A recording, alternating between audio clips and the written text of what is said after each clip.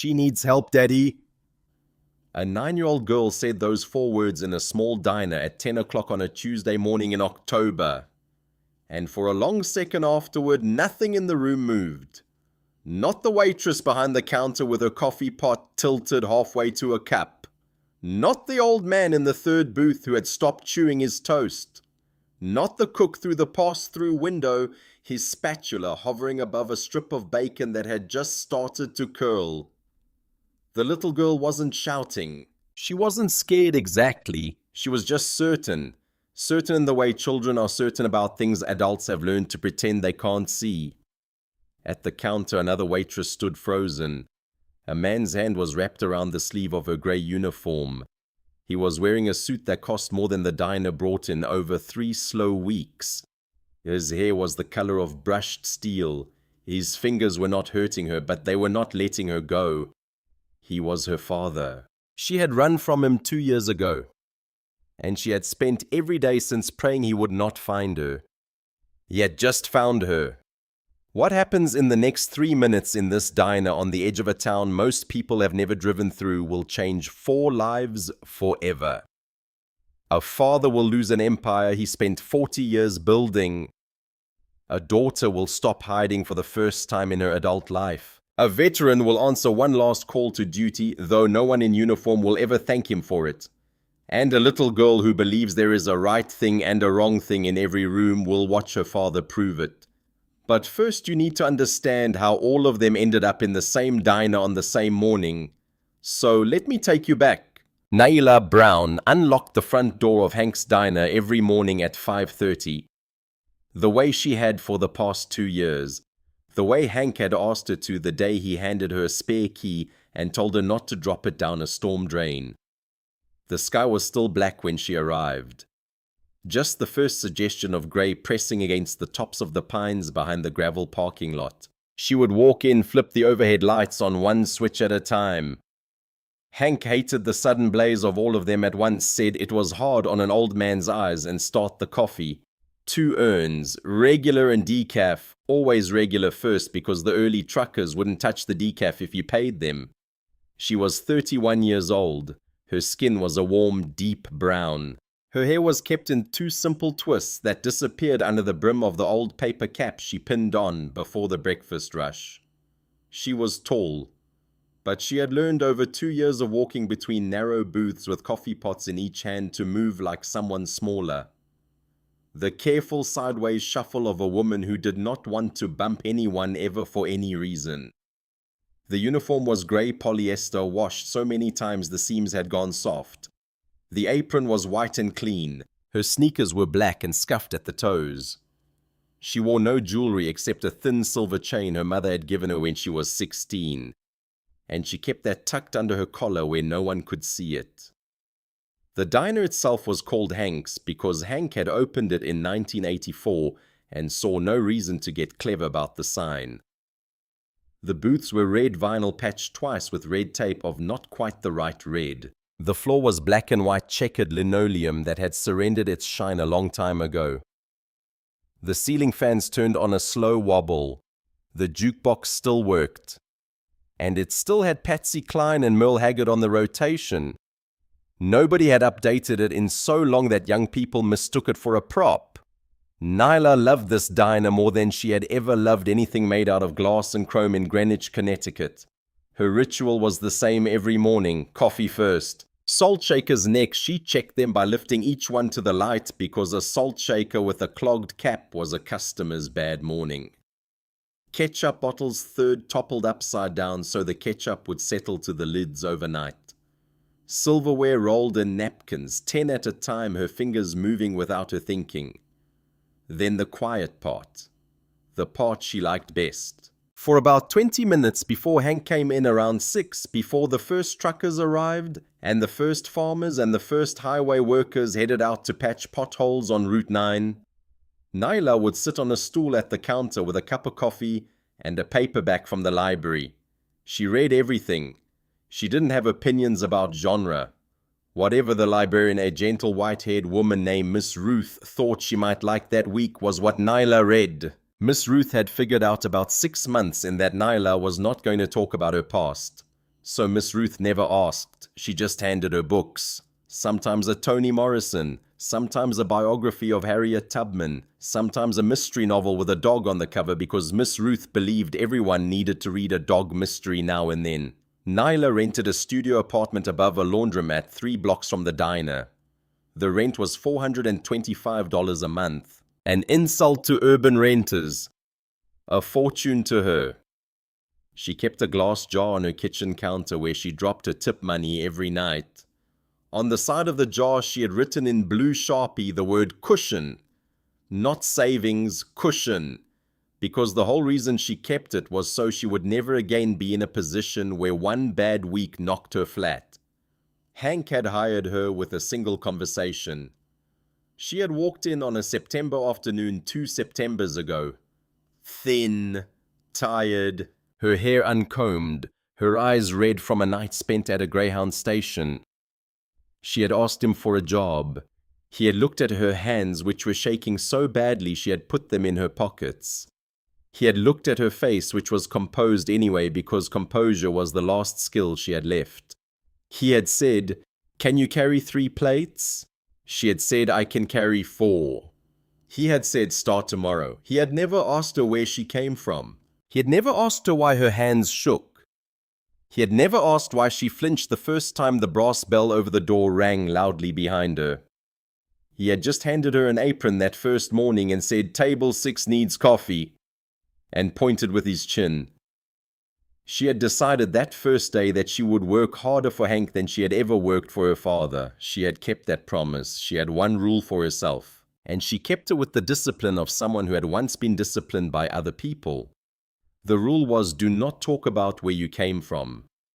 Not to Hank, not to the regulars, not to Miss Ruth, not to the nice young man who drove the delivery truck, not to anyone. Because if you talked about it, it could find you.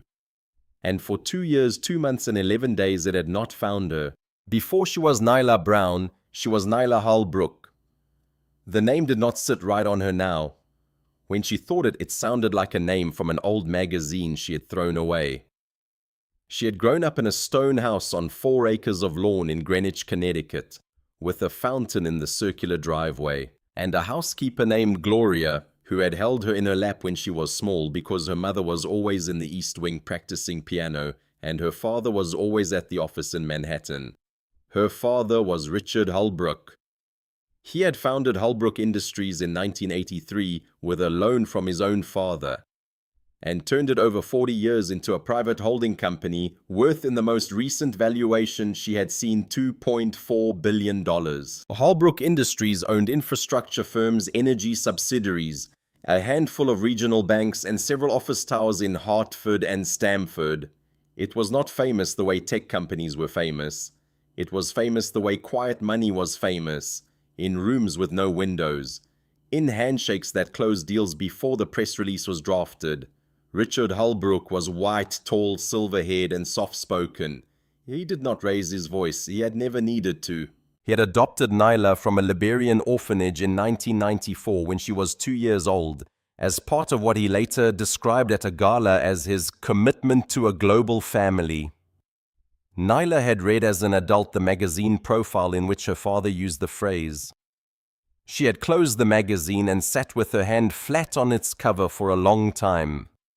She'd been raised as what she would later understand to be a brand asset, private school from kindergarten, piano lessons from a woman who used to perform at Carnegie Hall, French tutors on Saturdays, equestrian lessons on Sundays, summer trips to Provence, Christmas in Aspen, a debutante ball at 17 where she wore a white dress her mother picked out and danced with a boy her father had selected.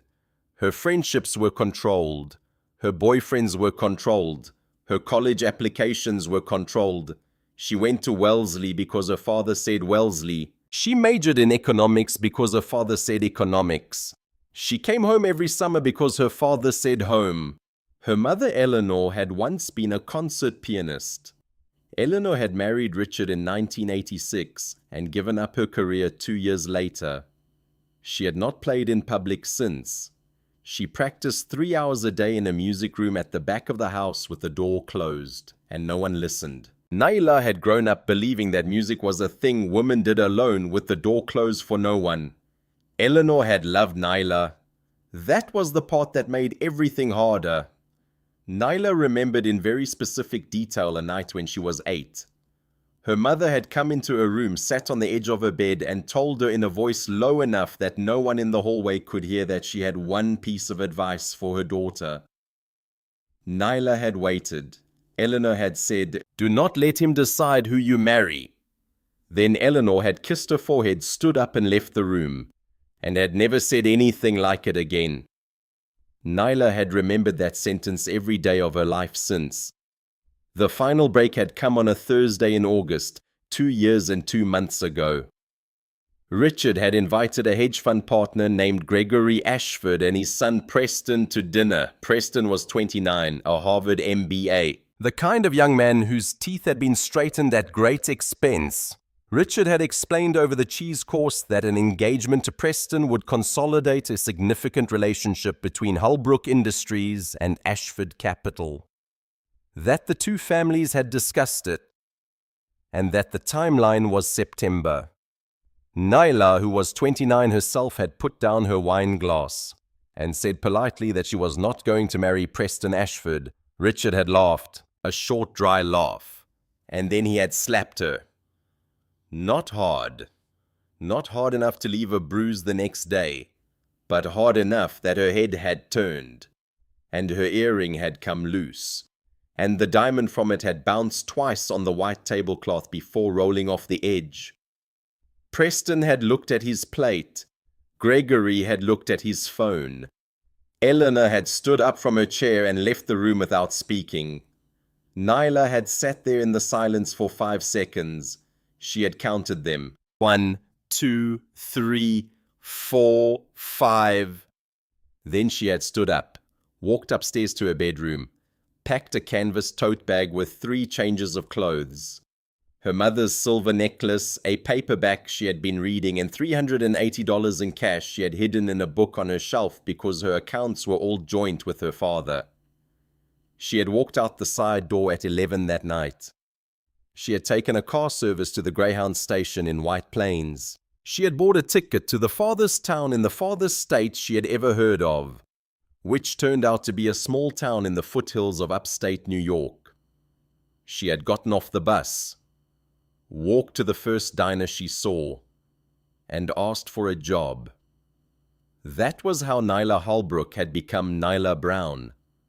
Brown had been her mother's maiden name a long time ago, before Eleanor had become a Holbrook too. Marcus Ellis came into Hank's diner every Tuesday morning with his daughter Ava, and he had done so for almost 2 years.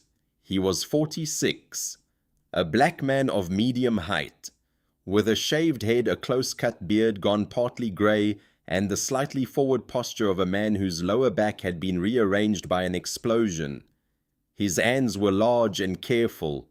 There was a faded ropey scar that ran along the inside of his left forearm, another one along the side of his neck just under his jaw, and a third one across his right knee that he couldn't see without bending awkwardly. There were others. Most of them were under his shirt. He had served 2 tours in Afghanistan with the 75th Ranger Regiment. The first tour had ended clean. The second tour had ended in February of a year he had stopped naming out loud, in a stretch of road where an improvised explosive device went off under a Humvee he was riding in, and 2 of his friends had not come home. He had come home. He had spent 5 months in a hospital in San Antonio. He had gotten out on a medical retirement with a full disability rating, and he had moved back to the small town in upstate New York where he had grown up, because he knew the streets, and because his mother was buried there, and because he did not know what else to do. He had met Tanya at a barbecue 6 months after he got home. She was a middle school art teacher. She had 3 dimples when she laughed, which was more than Marcus had ever seen on one face. They had gotten married in a small ceremony at the courthouse because Tanya said weddings were a scam and he had been too tired to argue. Ava had been born 13 months later. Tanya had died of ovarian cancer when Ava was 6. Marcus had been a single father for 3 years, 3 months, and a handful of days. He did not count the days anymore. He had started counting the things Ava did instead. The first time she had read a chapter book by herself. The first time she had asked him a question about her mother that he did not know how to answer. The first time she had woken up in the middle of the night and come into his room and said she had a dream where her mother was a horse. And Marcus had said that sounded like a good dream. And Ava had said it was the best dream she had ever had. Ava was 9 now. She was a serious, quiet child. She had her mother's wide brown eyes and her father's jawline.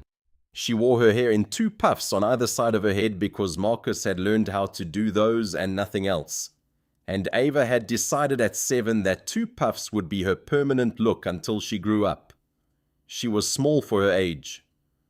She had a notebook she carried everywhere. A hardcover one with a horse on the front. And she drew horses in it. The horses were always mid-run, legs stretched, manes flying. Sometimes the horses had 3 legs because Ava had gotten impatient and not wanted to draw the 4th one. Marcus had once asked her why, and she had said, "The 4th leg is in the wind, Daddy." They came into Hank's diner on Tuesday mornings because Tuesday was the day Marcus picked Ava up from the school morning meeting at her Baptist church, where the children practiced choir before class, and pancakes were the reward. Ava always ordered the same thing, pancake, singular not plural, cut into squares, maple syrup on the side not poured on top, a glass of milk not orange juice. Marcus always ordered the same thing too, 2 eggs over easy, whole wheat toast, coffee with no sugar. Nailah knew the order before they sat down. She had liked Marcus and Ava from the first Tuesday they walked in, because Marcus had opened the door for his daughter and waited for her to go through first, and because Ava had said thank you to Nailah without being prompted when her pancake arrived, and because neither of them had ever in 20-odd Tuesday mornings been impatient with her for any reason at all.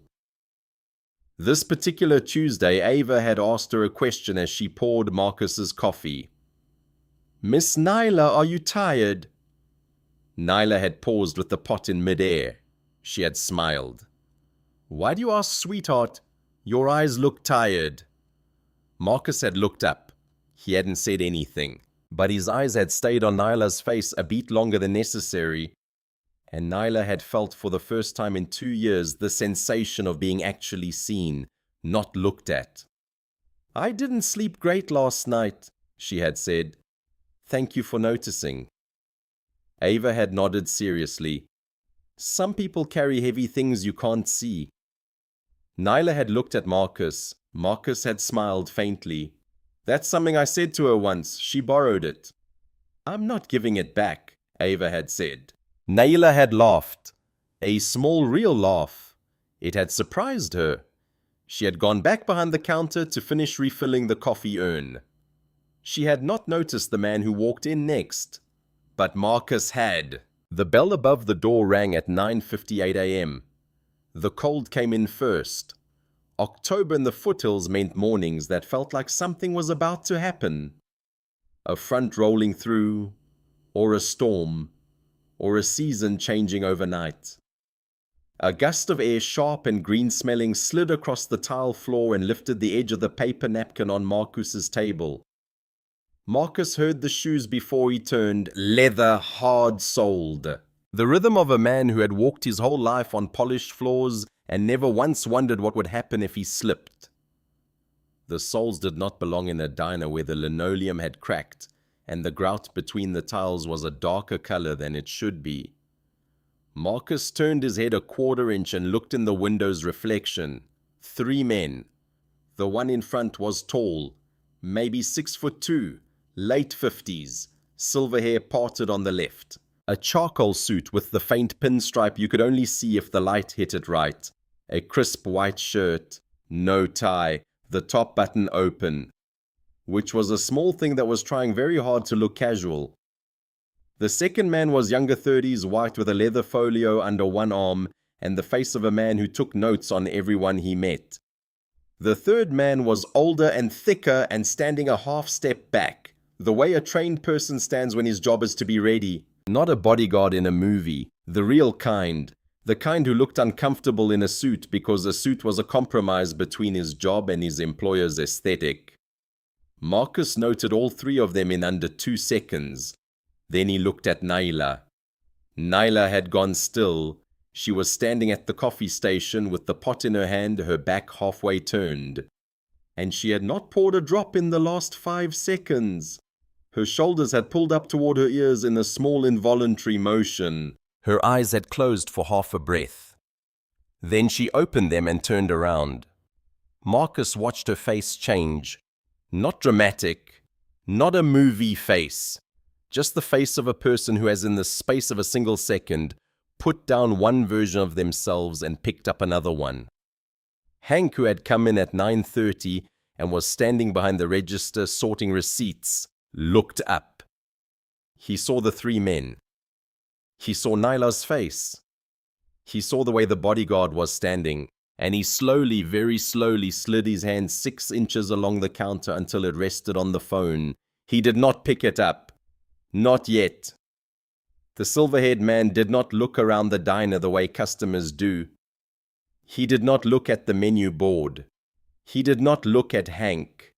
He walked without hesitation to the stool directly in front of the coffee station, and he sat down. He folded his hands on the counter.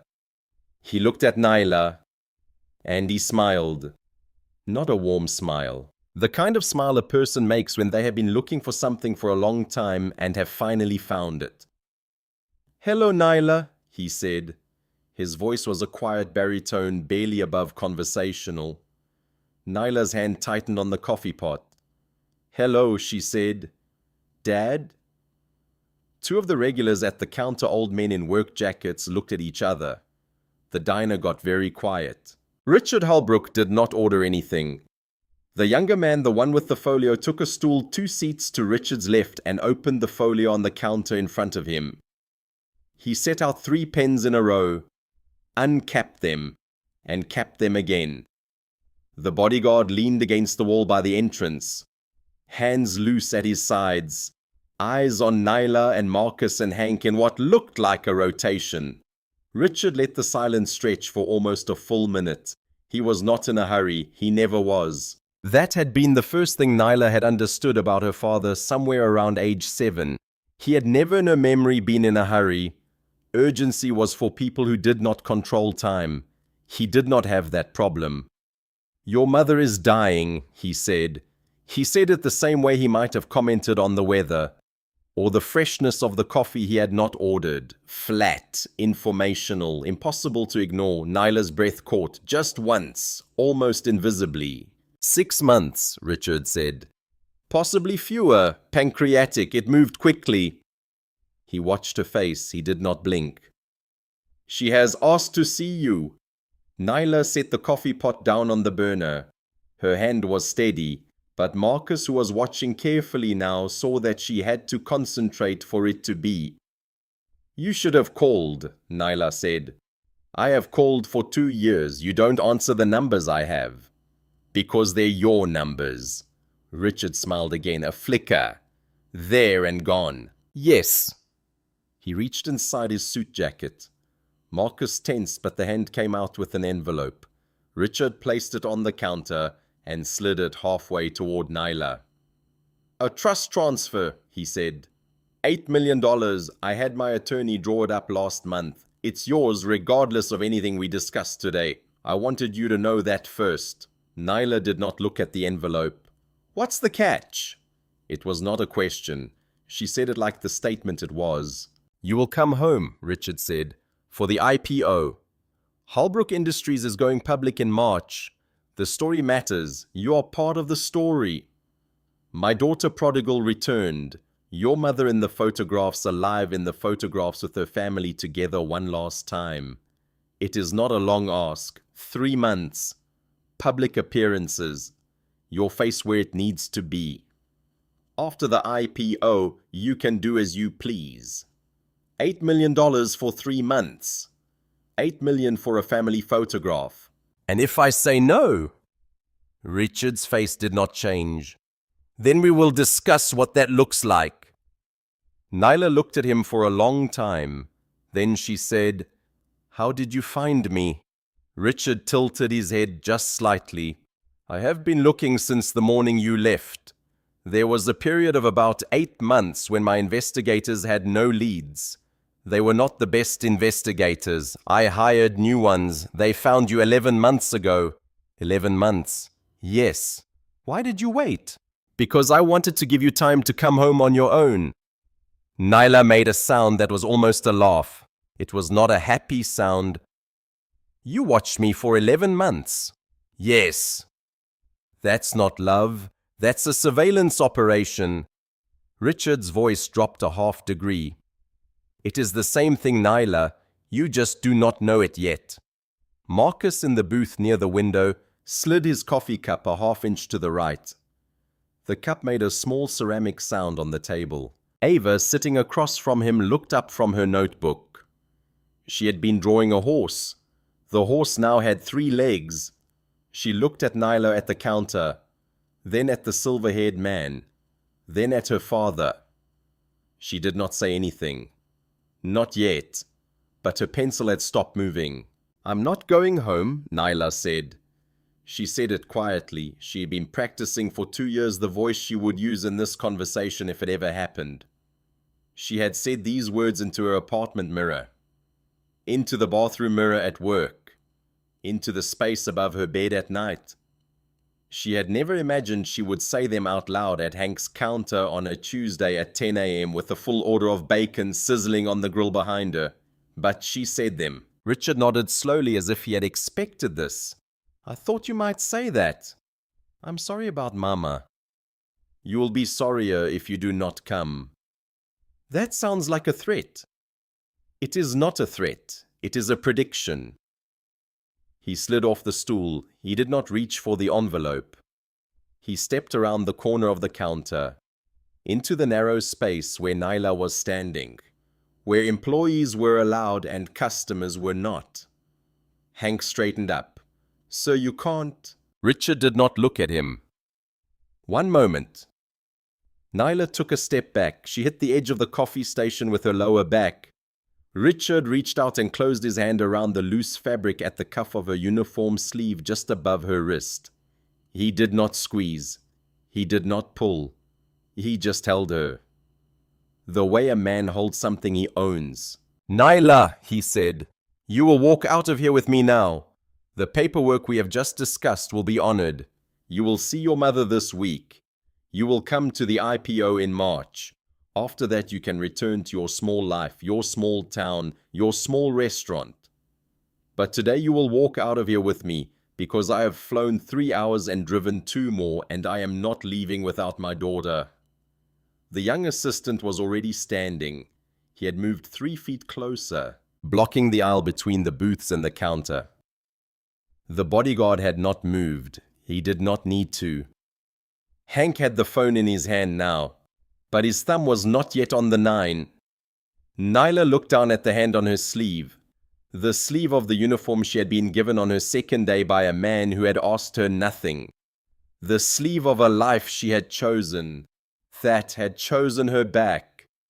That was hers the way nothing in Greenwich had ever been hers. A hand was on it. Her father's hand. She could not make her arm move. She heard very far away the sound of a coffee cup being set down on a table. A small, clean, deliberate sound like a bell in a quiet church. And behind her, somewhere across the dining room, a little voice. "She needs help, Daddy." Marcus did not stand right away. He finished chewing the bite of toast he had in his mouth. He picked up his coffee cup and took a small sip. He set the cup back down. He folded the napkin in his lap once, then a second time, and placed it on the table. He looked at Ava. She was looking at him with her big, serious 9-year-old eyes. "I heard you, baby," he said quietly. "She needs help." "I know." He reached across the table and tucked her notebook into her lap. "Ava, I need you to stay right here in this booth. Don't get up, okay? Okay, Daddy. If I say your name, I want you to get down under the table, not before. Just if I say your name. Okay.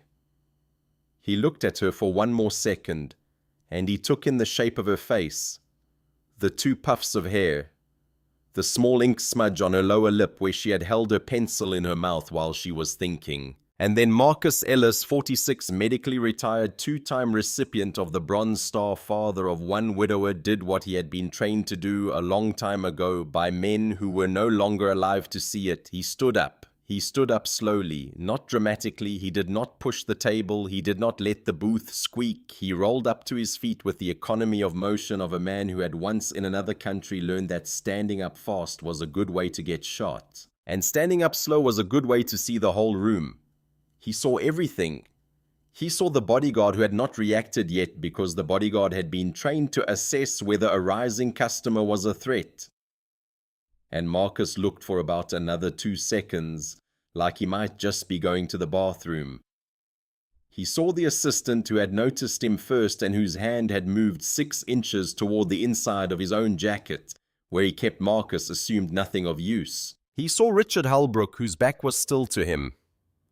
Richard had not turned yet. He saw Nailah's face. She had seen him stand. Her eyes had gotten very large, then very focused. He saw Hank, who had the phone in his hand and was now pressing buttons. He saw Ava, who was sitting still in the booth exactly where he had asked her to sit. He took a slow breath in through his nose, let it out through his mouth, and began to walk toward the counter. His boots made almost no sound on the linoleum. The diner, which had been quiet before, got quieter. Marcus stopped 4 feet from the counter. He did not crowd. He did not square his shoulders. He stood the way he had learned to stand in rooms where the wrong posture could get a civilian killed. Hands loose, weight even, palms open but not raised. Richard turned his head. His hand did not leave Nailah's sleeve. He looked at Marcus. He took his time about it. He looked at the old army sweatshirt Marcus was wearing, washed pale, with a faint coffee stain on the chest that had survived 3 rounds of laundry. He looked at the jeans. He looked at the scuffed black boots. He looked at the scar on Marcus's neck. He looked at the faint tremor in Marcus's left hand, which was the hand that still shook sometimes in the mornings and sometimes when he was tired, and had not decided, as it did not decide now, whether to come out. Richard smiled. "Sir," he said, "this is a private family matter. Please return to your breakfast."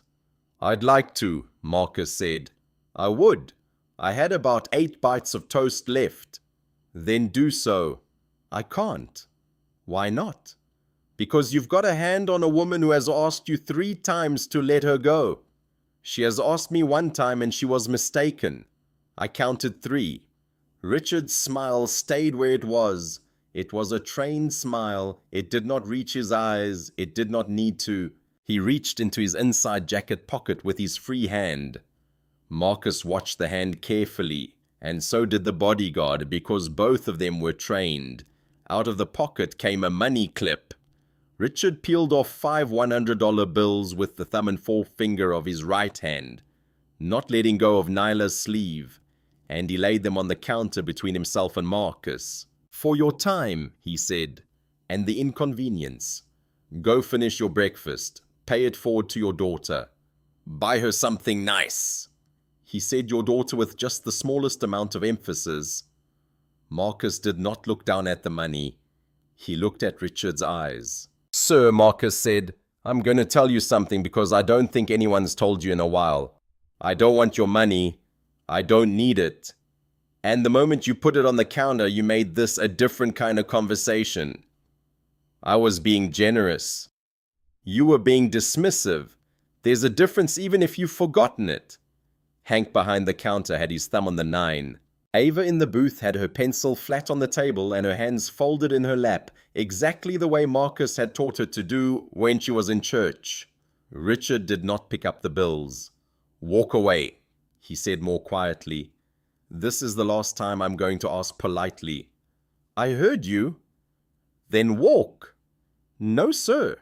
Richard shifted his weight. It was a small thing. Most people would not have seen it, but Marcus saw it because it was the weight shift of a man who had decided to change his approach, and Marcus had been reading weight shifts for half his life. Richard's eyes moved very deliberately down Marcus's body again, this time slower. This time not for assessment, this time for display. He wanted Marcus to feel seen in a particular way. "You served," Richard said. "I did." "Army." "Yes." "The army takes a lot of men who don't have other options." The old trucker 2 stools down lowered his coffee cup very slowly. Marcus did not move. His face did not change. "It does," he said. "And it takes a lot of men who have plenty of options and picked it anyway." "Which were you?" "Doesn't matter." "It does." "No, sir, it doesn't. It doesn't matter what I was before. It matters what I am now. And what I am now is a man standing 4 feet from you who is asking you to let go of her sleeve." Richard's smile tilted. "Your hand is shaking." "I know. It doesn't bother you. It used to. And your daughter." Richard's eyes moved for the first time away from Marcus. They went past him, across the dining room, and landed on Ava. Ava looked back at him.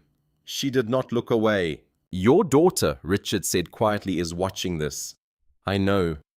A little girl like that deserves a father who chooses his fights more carefully, who does not pick arguments with men whose resources he does not understand, who comes home to her every night without incident." The tremor in Marcus's left hand stopped. It simply stopped. Hank pressed the 9. The bodyguard finally pushed off the wall and took 1 step forward, the first movement he had made in 4 minutes. Marcus did not look at the bodyguard. He did not look at Hank. He did not look at Ava because he had already promised her he would not need to, and he did not want her to flinch. He looked at Richard Holbrook. "Sir," he said, "I'm going to ask you 1 question and then I'm going to stop talking. I want you to answer it and I want you to think about your answer before you give it." Richard waited. Marcus said, "Does she want to go with you?" Richard blinked. It was the first time in the entire conversation that Richard Holbrook had been asked to consider what someone else wanted, and a very small part of his face did not know what to do with the question. The blink lasted less than a second, but Marcus saw it. So did Nailah. And something in Nailah's right arm, the arm Richard was holding, tightened. Richard recovered. The smile came back harder now. "You want to know what happens next?" he said, "if you do not walk away." Marcus waited. "This diner will be inspected by a county health officer on Friday morning. He will find more violations than the owner can afford to repair. He will shut this establishment down by the end of next week." Hank made a sound low in his throat. "Your VA disability?" Richard said, "We'll enter a review process tomorrow. An anonymous complaint will be filed. Reviews take between 6 and 9 months. You will not receive payments during that time." Marcus did not respond. "Your daughter's school," Richard said, "will receive a tip from a concerned citizen about an unstable home environment. A social worker will make a visit. A file will be opened. Files once opened are difficult to close." Marcus's breath slowed. "Your landlord," Richard said, "will be contacted. Your rental agreement will be reviewed for any provision that permits early termination. 1 will be found. You will have 30 days. He let it sit. Then he said very quietly, "I do not want any of this to happen. I want to leave here with my daughter. If I leave without her, these things begin today." The diner was absolutely silent. Hank had stopped pressing numbers. The 911 dispatcher was saying something tinny on the line. Hank was not listening. Nailah, who had not spoken in 9 minutes, opened her mouth. But Marcus spoke first. "Sir," he said, "I want to make sure I understood you correctly. Did you just in front of 10 witnesses threaten a 9-year-old child?" "I did not. You threatened her school, her housing. You threatened the life I've built for her. You did it in a voice low enough that you thought nobody heard you, but every person in this room heard you, including the owner on the phone with 911. Richard's face went still. "I misspoke," he said. "No, sir, you spoke very clearly. You just didn't know who was listening." Marcus took one step forward, just one.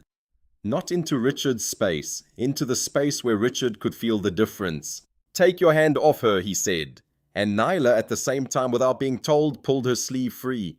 Richard had not expected her to do it. His fingers opened a beat too late, and she stepped back out of his reach. Nailah moved around the end of the counter. She did not run. She walked. Her legs were shaking, but her walk was not. She had learned somewhere in her life how to walk like a woman who was not shaking even when she was. She walked until she was standing next to Marcus. She was close enough to him that her shoulder was almost touching his. She was not touching him. She had not asked. But she was close enough that anyone looking would have understood where she had chosen to stand. She looked at her father. "Mama deserves better than this," she said. "She deserves to say goodbye to me, and she will. I'll come. I'll see her, but not at the house. Not with you in the room. I'll meet her somewhere she chooses. I'll wear what I want to wear. I'll stay as long as she wants me to stay, and I'll leave when I want to leave." Richard opened his mouth. "Let me finish," Nailah said. He closed it. "I'm not your daughter," she said. "I'm her daughter. I was always her daughter. You made me your asset. There is a difference, and she knew it, and I think somewhere you knew it too, and that's why you hit me." Richard's jaw tightened. "I'm not going to your IPO," Nailah said. "I'm not going to stand in your photographs. I'm not going to smile at Preston Ashford. I'm not going to give you the story you want. The story you want is a lie. And I have spent 2 years learning how to stop living inside lies. And I'm not going back inside one for 3 months for any amount of money, yours or anybody else's." She took a breath. "I know what you're going to do. I heard you. This man heard you. The whole room heard you. You're going to try to break everything he's built. You're going to try to break everything I've built. You're going to try because you believe that if you break enough of it, I'll come home." She paused. "I want you to understand something, Dad. The woman who would come home if you broke enough, she doesn't exist anymore. You broke her already a long time ago. She left 2 years ago with a canvas bag. What you find if you do what you just said you were going to do is not going to be a daughter who came home. It's going to be a stranger who burns your house down." Richard's face had gone white, not with anger, with something more complicated. "You don't have the tools," he said. "You don't know what I have." The assistant's head came up. The pens on the counter rolled a half-inch. "Mom's safe," Nailah said. "In her piano room. The combination is the day you married her. I took a folder out of it the night I left." Richard stared at her.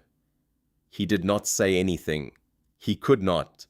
Then slowly, with a control so old and so practiced that most people would have mistaken it for calm, Richard Holbrook straightened his suit jacket. He gathered the $500 bills off the counter and tucked them back into his money clip. He picked up the envelope that contained the trust papers. He looked at Marcus. "You have made a mistake today," he said. "You do not yet know how large." "Maybe," Marcus said, "but I made it on purpose. You made yours on accident. There's a difference." Richard did not answer. He walked toward the door. The assistant gathered the pens. The bodyguard opened the door. The three of them walked out into the cold October morning. The door closed behind them. The bell rang once. Small and clean. And the sound it made was not the sound of an ending. It was the sound of a verdict. The county health inspector was a man named Douglas Perrin, and he arrived at Hank's diner at 7:42 on Friday morning. Hank had been expecting him. Hank had spent Wednesday and Thursday cleaning everything in the diner that could be cleaned, replacing every bulb in every fixture, and calling his cousin Gary, who was a retired plumber, to come check every drain in the place.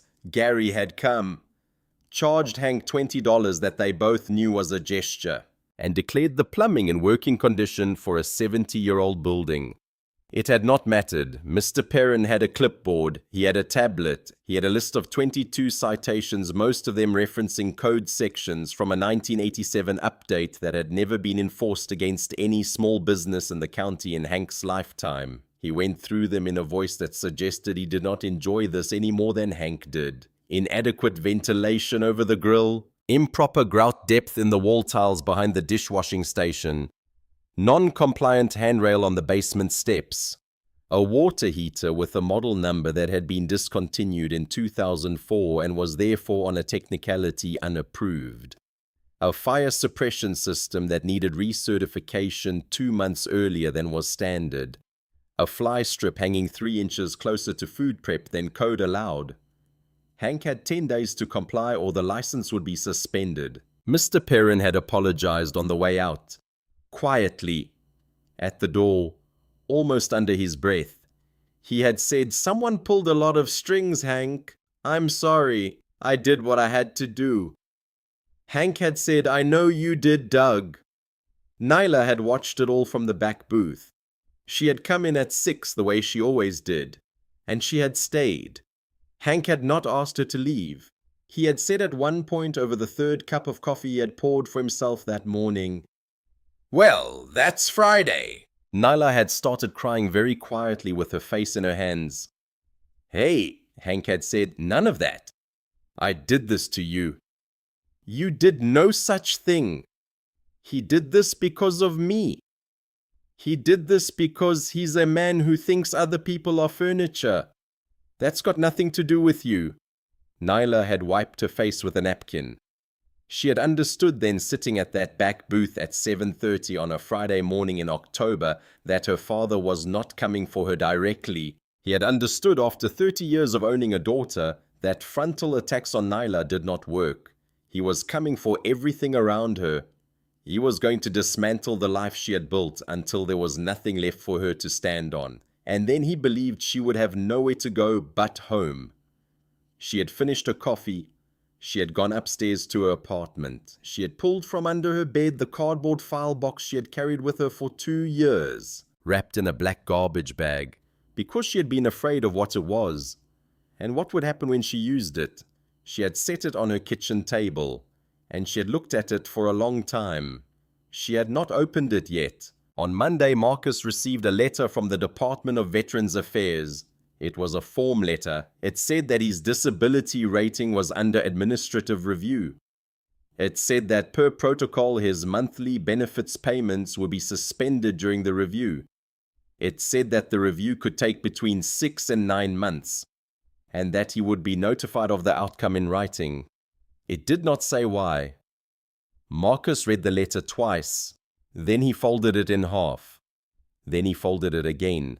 He stood in his kitchen holding the letter in his closed hand, and he looked out his kitchen window at the small square of backyard where Ava had a swing set he had put together himself the previous spring.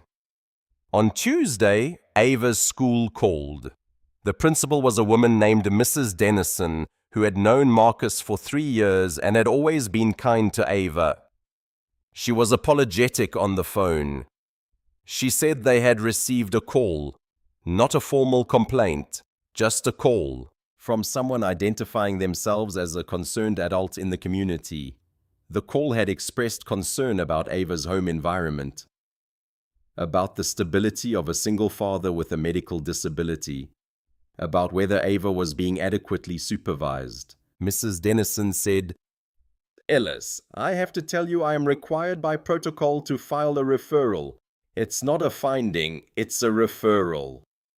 A social worker will make a home visit, that's all. I'm telling you now because I want you to know it is coming, and I want you to know I have no concerns about Ava. None."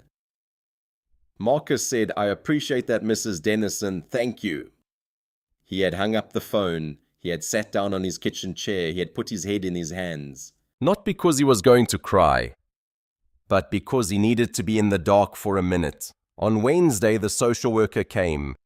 Her name was Kimberly Ortez, a Latina woman in her 40s with a firm handshake and a clipboard and the polite, impersonal efficiency of a person who had done this 1,000 times and learned a long time ago not to guess in advance about what she would find. She spent an hour in Marcus's apartment. She looked at the refrigerator, which was clean and had milk and eggs and leftovers, and a drawing Ava had made on the door. She looked at Ava's room, which was tidy and had the horse notebooks on the shelf. She looked at Marcus's room, which was spare and had a made bed. She sat at the kitchen table and drank a cup of coffee Marcus made her. She asked Ava privately in the living room whether Ava was happy. Ava had said, "I'm very happy. My dad is the best dad. Do you want to see a picture of my horse?" Kimberly had said yes.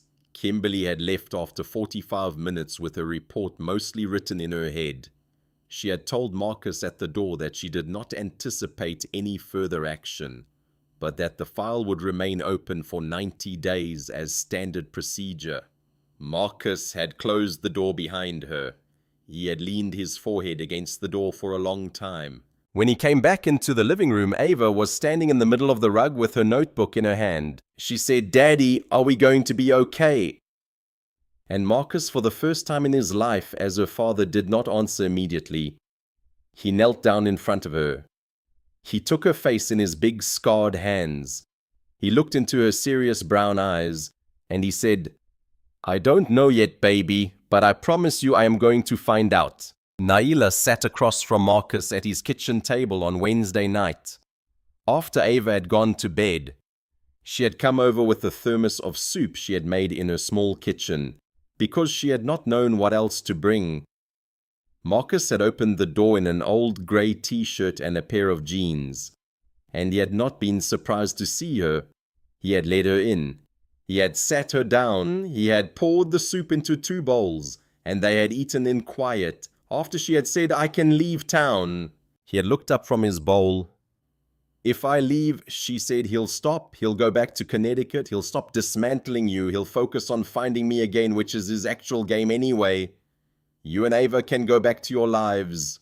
I'm sorry. I should have done this the second he walked out of the diner." Marcus had put his spoon down. "Nailah, I'm serious." "Oh, I know you are, and I want you to hear what I'm about to say because I mean it." She had waited. "If you leave," Marcus had said, "he doesn't stop. He pauses. He comes back for you in 6 months or a year or 2 years. He finds you again because he has 11 months of resources on you already, and now he's angry. He finds you in whatever town you've run to, and he does the same thing there, to whoever you happen to be standing next to at that moment. It doesn't stop when you run. It only stops when he loses. He doesn't lose Marcus. He has never lost anything."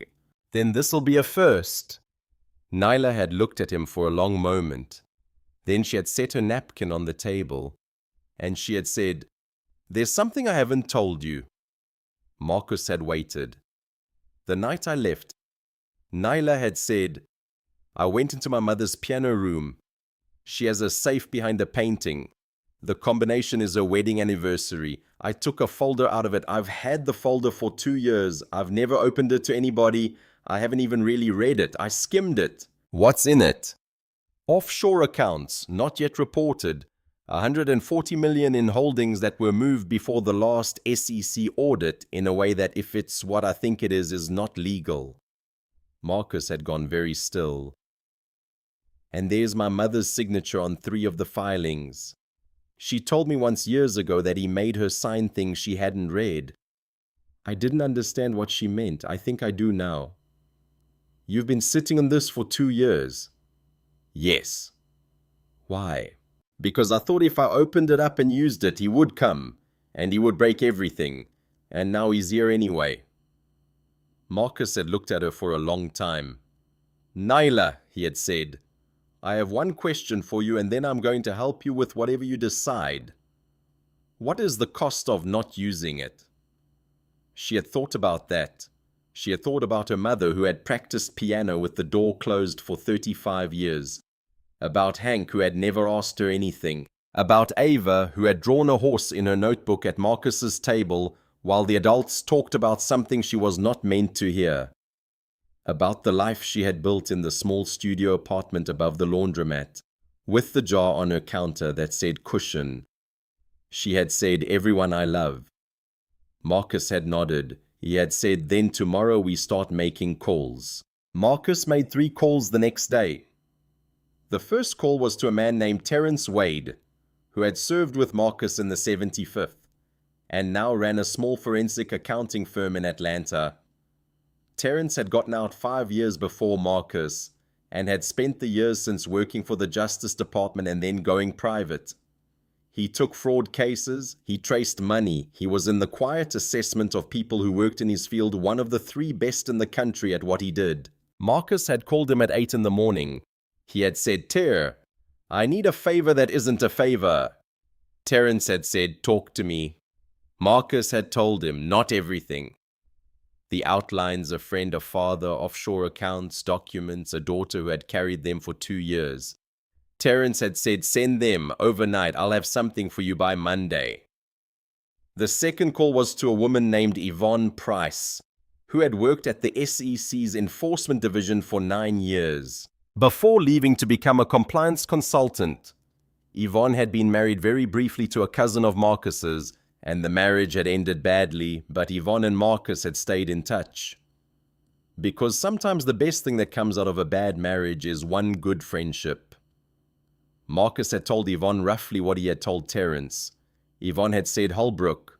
Marcus had said yes. Yvonne had said, you know there have been 3 attempted inquiries into Holbrook Industries in the last decade, right? All 3 died.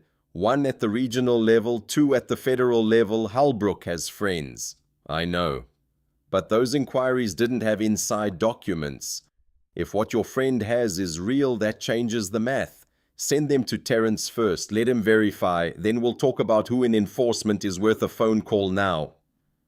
Thank you, Yvonne. Don't thank me yet. The third call was to a man named Peter Brennan, who was a reporter at the Hartford Courant. Peter had been writing about Holbrook Industries for 11 years, in a quiet way, never quite landing the story because he had never quite had the documentation. He had interviewed Richard Holbrook 3 times and had been sent 3 fruit baskets afterward, each one larger than the last, which Peter's wife had found very funny.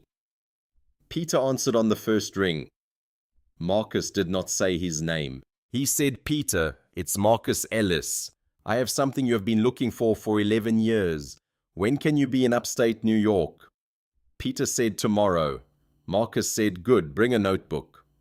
That Thursday afternoon, Nailah sat on the floor of Marcus's living room, and she opened the cardboard file box for the first time in 2 years. She took out the folder.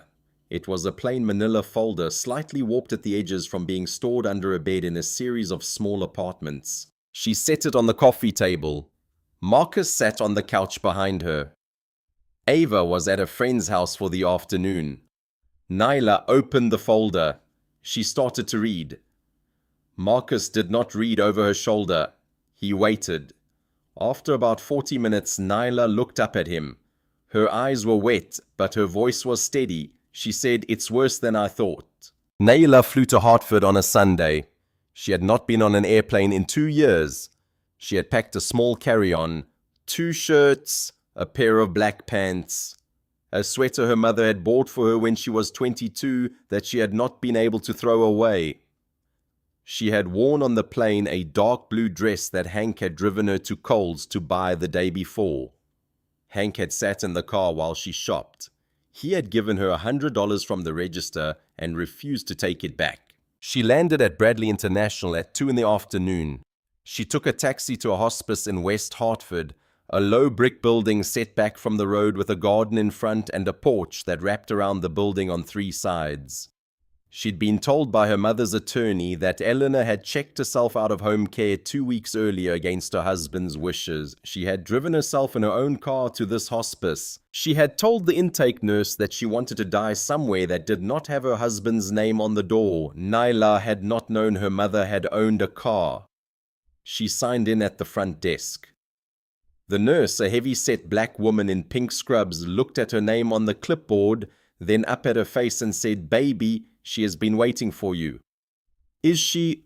"She's lucid. She's on morphine, but she's lucid. She made me promise to cut her back today so she could see you clear." Nailah had put her hand on the counter to steady herself. Room 12, the nurse said.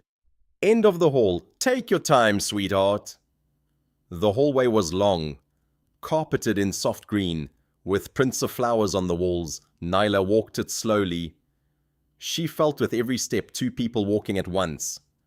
The woman she was now, a waitress with a jar of tip money on her counter, and the girl she had been, an 11-year-old who used to sit on the floor of the music room while her mother practiced Chopin. She stopped outside room 12. She knocked once. A voice she would have known in any life said, "Come in, my love." Eleanor Holbrook had lost weight. She had lost so much weight that the first thing Nailah felt was a raw animal instinct to cross the room and pick her up. Her mother was propped up on pillows. Her grey hair, which had always been swept into a chignon, was down around her shoulders, thin and silver and soft. Her eyes were her eyes. Nothing had taken them yet. Nailah stood in the doorway. Eleanor said, "Come here, Nailah. Come sit." Nailah crossed the room. She sat on the edge of the bed. She took her mother's hand, which was smaller than she remembered, and so thin the tendons showed. Eleanor looked at her for a long time. She said, "You look like yourself." Nailah had not expected that. "I have," Eleanor said, "been so proud of you for 2 years every day. I was proud of you the night you left. I am proud of you now. I wanted to say it to your face." Nailah started crying. No, Eleanor said. "Listen, we don't have a lot of time and I don't want to spend it crying. I want to spend it talking." Nailah wiped her face. Eleanor said, "He's going to come after you now. I heard. I made a nurse read me the news this morning." "What news?" "There is a reporter who has been making calls. My attorney told me, not a public story yet, a story coming. I know what it means." "Mama." "Listen, there is one more thing."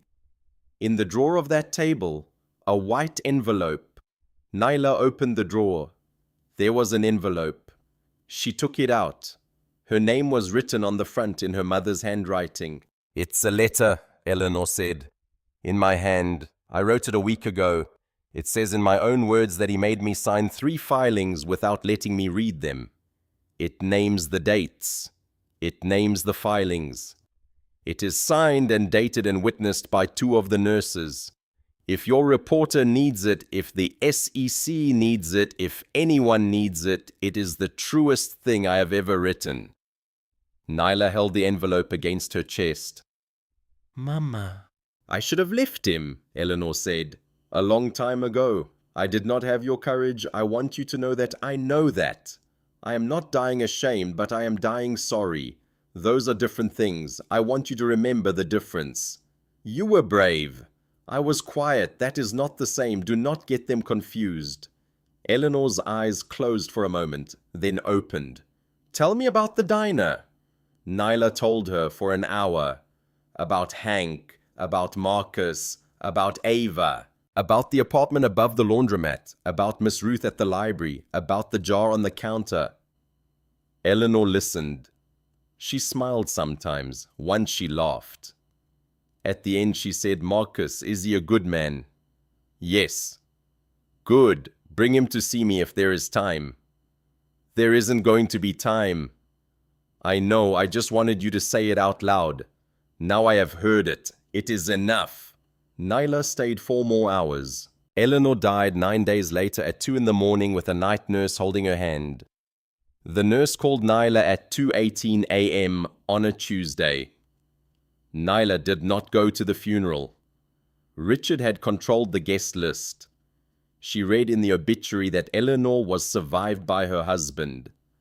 There was no mention of a daughter. Nailah had expected that. She put the envelope in a fireproof safe Marcus had bought for his apartment, and she closed the door. Richard Holbrook hosted a private dinner at the Greenwich Country Club on a Thursday night in late November.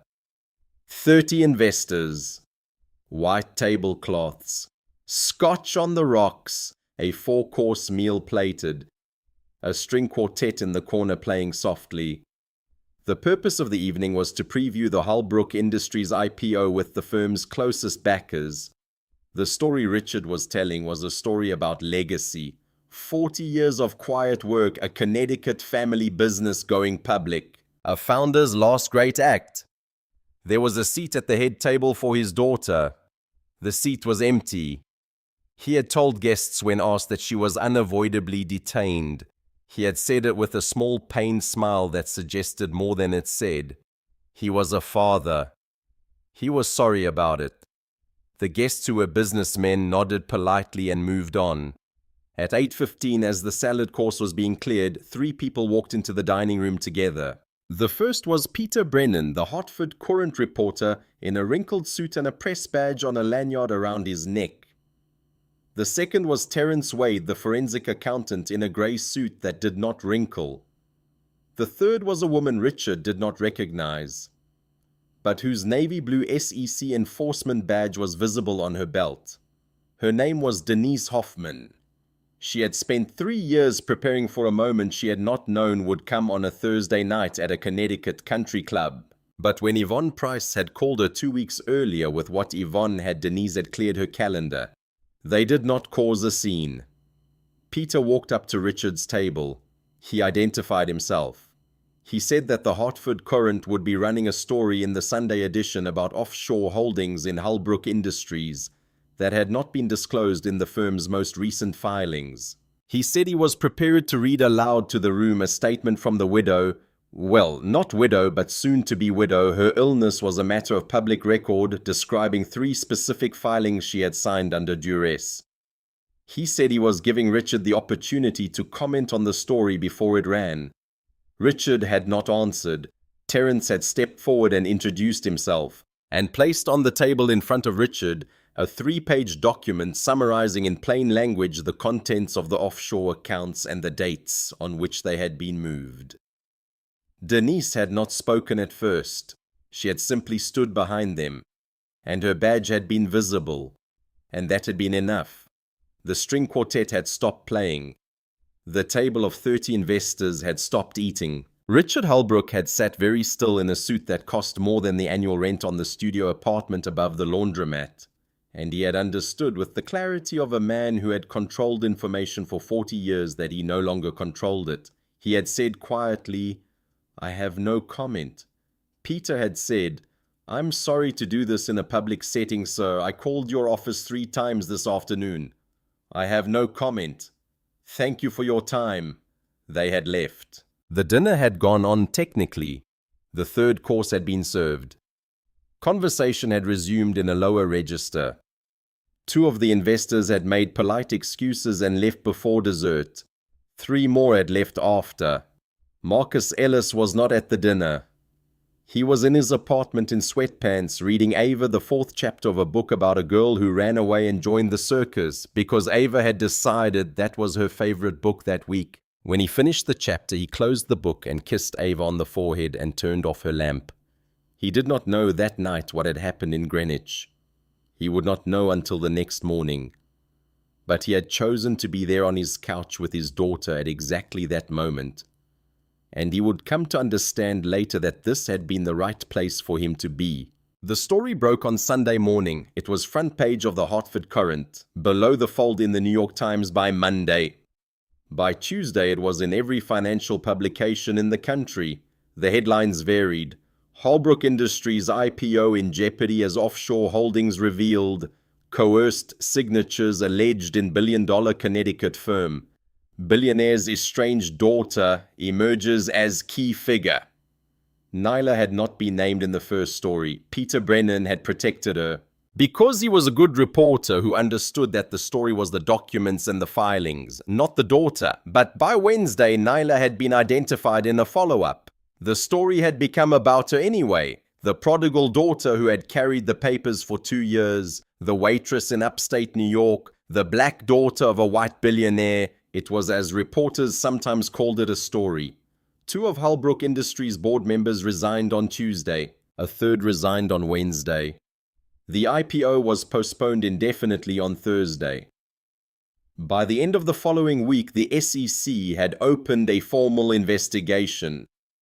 The investigation would take, Yvonne had said, 18 months, maybe 2 years. These things did. But the moment the investigation was announced, Richard Holbrook's phone stopped ringing. That was the part Richard had not seen coming. He had built a 40-year empire on the telephone, on the fact that senators took his calls, that judges knew his name, that the men who could have made problems for him had for decades chosen not to. Because the return on making problems for Richard Holbrook had always been bad. He had understood power as a set of doors that opened for him. The doors did not open anymore. He was not arrested. He was not immediately bankrupted. He still had, when the dust of the first month settled, a fortune most people would kill for.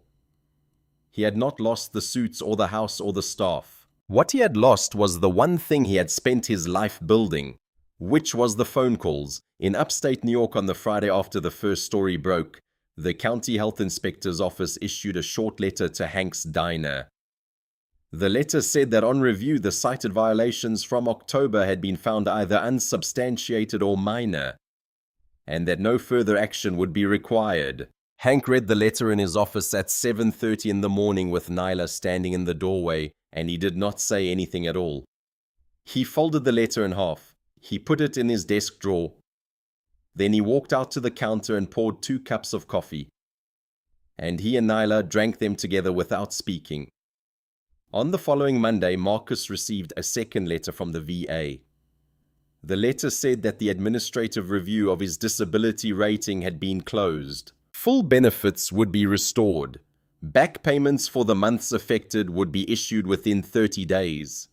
The letter did not explain what had prompted the review, or what had ended it. It did not need to. On the Wednesday after that, Kimberly Ortiz, the social worker, called Marcus to tell him that the file on Ava had been closed. She said, "Mr. Ellis, I want to tell you unofficially that I am glad to make this call." Marcus said, "Thank you, ma'am." She said, "She is a remarkable child." "I know, ma'am." "Goodbye, Mr. Ellis." "Goodbye." He hung up. He went into the living room where Ava was sitting on the rug coloring a horse, and he sat down next to her, and he said, "Baby, we're going to be okay." And she said without looking up, "I knew we were, Daddy." Nailah did not celebrate. On the morning the IPO postponement was announced, she went to work at 6 the way she always had. She opened the diner. She made the coffee. She checked the salt shakers. She rolled the silverware. Hank came in at 6:30. Customers came in at 7. At 11, during a slow moment, Nailah sat in the back booth with a fresh cup of coffee. She took out the letter her mother had written. She had read it twice already. She had not read it since Eleanor had died. She read it again, sitting in the booth by the window, in the diner where she had built a life her mother had never seen. She read in her mother's handwriting the 3 dates, the 3 filings. The sentence near the bottom that said, "I signed these without reading them because my husband told me to. I have always known they were wrong. I am sorry." She read the last line which said, "Tell my daughter she was the only thing I ever made that I was not afraid of." She folded the letter. She put it back in the envelope. She sat there for a long time. Marcus came in at 11:30. He sat down across from her. He did not say anything. He just sat. Ava came in at 11:45. Let in by Hank, who had her on Wednesdays now because Marcus sometimes had physical therapy, and Ava liked the diner anyway. Ava slid into the booth next to Nailah. She opened her notebook. She was drawing a horse. It had 4 legs this time. Marcus looked at it. He said, "What changed?" Ava said, "I didn't want to rush her." Nailah put her hand over her mouth. Ava did not look up. She kept drawing. Outside, the sky was white. Snow was starting to fall. The first snow of the year. Small flakes drifting past the window without making any sound. Hank came over with a pot of coffee. He refilled Nailah's cup and Marcus's. He stood there for a second looking at the 3 of them. He did not say anything. Then he went back to his counter. The slow hammer had fallen. Nobody had thrown a punch. Nobody had gone to jail, not yet and possibly never. The investigations would grind on for years. The lawyers would make their fees. Some things would be settled, others would not be. Justice as it comes to men like Richard Holbrook is rarely clean. But the IPO was dead. The phone calls had stopped. The daughter he had tried to own had not come home. And in a diner in a town he had never heard of, the name of 4 people were drinking coffee on a Wednesday morning at the end of November. The snow was coming down, and Ava was drawing a horse with 4 legs, because she had decided today that she had time. A year later, on a Tuesday morning in October, Nailah Brown unlocked the front door of Hank's diner at 5:30 the way she had for 3 years. She was 32 now. Hank had made her co-manager in January, a move he had announced by slapping a nameplate on the counter that read N. Brown Manager, and refusing to discuss a raise because he said they would figure it out. They had. She made a little more now. Enough for a small apartment of her own on the ground floor of a house on a quieter street, with a yard where she had started a vegetable garden. Ava was 10. She was still drawing horses, but she had also started writing small stories in the back of her notebook. Stories about a girl who could hear what buildings were saying. Because Ava had decided this was a superpower that was underappreciated. She was taller, she had 1 loose tooth, she had made the school choir.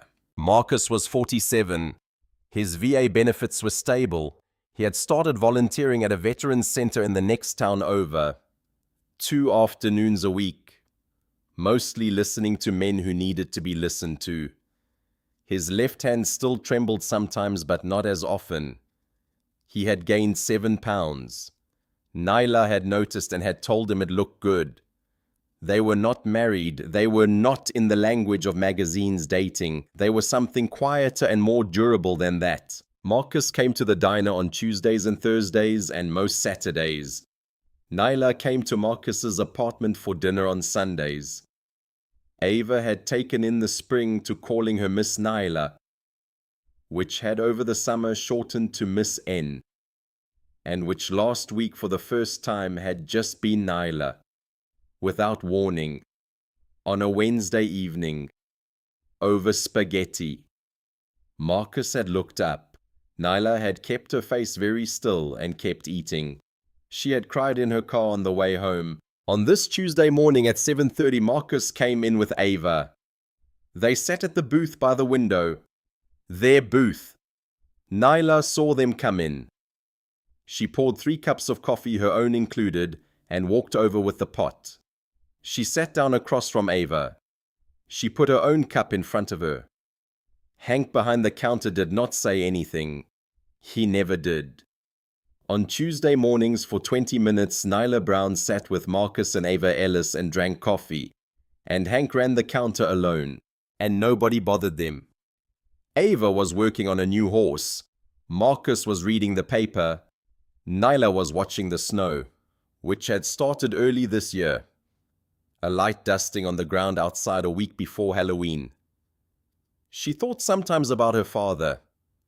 She did not think about him often, but sometimes. He was still technically a wealthy man. He was still technically the founder of Holbrook Industries, but the firm had been broken up over the course of the year. The infrastructure subsidiaries sold off. The bank spun into a separate entity. The holding company itself dissolved in a settlement that had ended the worst of the SEC matter without an indictment.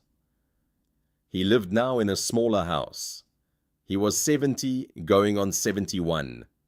He had not called her again. She did not know if she would answer if he did. She thought she would one day, at least once, to hear his voice, to say goodbye to a version of a father she had stopped grieving but not stopped remembering. But not yet. Ava finished her horse. She held it up. "Look, Nailah." The horse had 4 legs. The mane was red. The background was a field of snow. "It's for you," Ava said. "For me. It's your birthday." Nailah had forgotten. Hank had not. Marcus had not. But Nailah had. And she laughed. A laugh that was loud enough for the whole diner to hear. And Ava grinned. Because Ava had known Nailah would forget, which is why she had drawn the horse. Marcus reached across the table and took Nailah's hand. He did not say anything. He did not have to. Some of us spend our lives running from the families we were given, hoping the ones we find along the way will be brave enough to stand next to us when the old ones come looking. Nailah Brown learned over 2 long years of hiding and 1 short morning of refusing to hide anymore. That family is not the name on your birth certificate. It is the people who stand up from their breakfast when you need them. Marcus Ellis learned after a lifetime of believing his usefulness had ended the day his Humvee flipped that a man can come home from a war and still be called up to fight the quietest, most important battle of his life. The one where a child says she needs help, Daddy. And he has to decide if he is still the kind of man he trained himself to be. And Ava Ellis learned nothing at all.